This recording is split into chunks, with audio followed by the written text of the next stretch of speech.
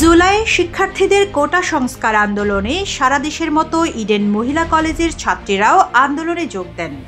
সে সময় সাধারণ শিক্ষার্থীদের নির্যাতনের অভিযোগ রয়েছে ইডেন কলেজ শাখার ছাত্রলীগ সভাপতি তামান্না জেসমিন রিভার বিরুদ্ধে।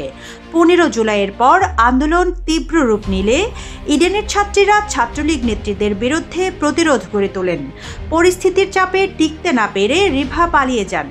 দীর্ঘদিন লাপাত্তা থাকার পর নিষিদ্ধ ঘোষিত সংগঠন ছাত্রলীগের এই নেত্রীকে এবার রাজধানী থেকে গ্রেপ্তার করেছে গোয়েন্দা পুলিশ ডিবি। রোববার রাতে রিভাকে গ্রেপ্তারের কথা জানিয়েছেন ডিবির অতিরিক্ত কমিশনার রেজাউল করিম মল্লিক। তিনি জানান, তামান্না জেসমিন রিভা ও ছাত্রলীগের কেন্দ্রীয় কমিটির সমাজসেবা বিষয়ক সম্পাদক মাহবুবুর রহমান মাহবুবকে ডিবি গ্রেপ্তার করেছে।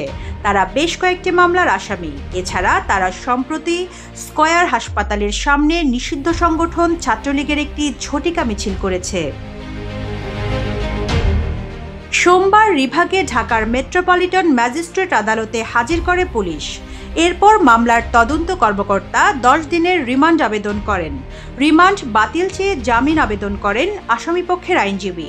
জামিনের বিরোধিতা করে শুনানি করে রাষ্ট্রপক্ষ। উভয় পক্ষের শুনানি শেষে ঢাকা বিশ্ববিদ্যালয়ের সাধারণ শিক্ষার্থীদের উপর হামলার ঘটনায় হত্যাচেষ্টা মামলায় রিভার 2 দিনের রিমান্ড মঞ্জুর করেছেন আদালত। মামলার এজাহারে উল্লেখ করা হয়, সরকারি চাকরিতে কোটা ব্যবস্থার সংস্কারের দাবিতে বৈষম্য বিরোধী আন্দোলন চলাকালে গত 15 জুলাই ঢাকা বিশ্ববিদ্যালয়ের সাধারণ শিক্ষার্থীদের ওপর ছাত্রলীগ, যুবলীগ ও আওয়ামী লীগের নেতাকর্মীরা হামলা করে। এতে 3 শতাধিক শিক্ষার্থী আহত হন। এ ঘটনায় হত্যা চেষ্টার অভিযোগে রাজধানীর শাহবাগ থানায় মামলা করেন বিশ্ববিদ্যালয়টির জিয়াউর রহমান হলের শিক্ষার্থী আবু সায়াদ বিন মাহিন সরকার। মামলায় সাবেক প্রধানমন্ত্রী শেখ হাসিনাকে প্রধান আসামি করে মোট 391 জনকে এজাহার নামীয় আসামি করা হয়। এই মামলায় গ্রেপ্তার হন রিভা। নানা সময়ে বিতর্কিত কর্মকাণ্ডের জন্য আলোচিত রিভা ইডেন কলেজের মার্কেটিং বিভাগের 2009-2010 শিক্ষাবর্ষের শিক্ষার্থী ছিলেন। এর আগে শনিবার রাতে ছাত্রলীগের সাবেক সহসভাপতি নিশিতা ইকবাল নদীকে গ্রেপ্তার করেছে ডিবি। পরে কলাবাগান থানায় সন্ত্রাসবিরোধী আইনে করা একটি মামলায় নদীকে গ্রেপ্তার দেখিয়ে রোববার আদালতে হাজির করে 2 দিনের রিমান্ডে পেয়েছে পুলিশ।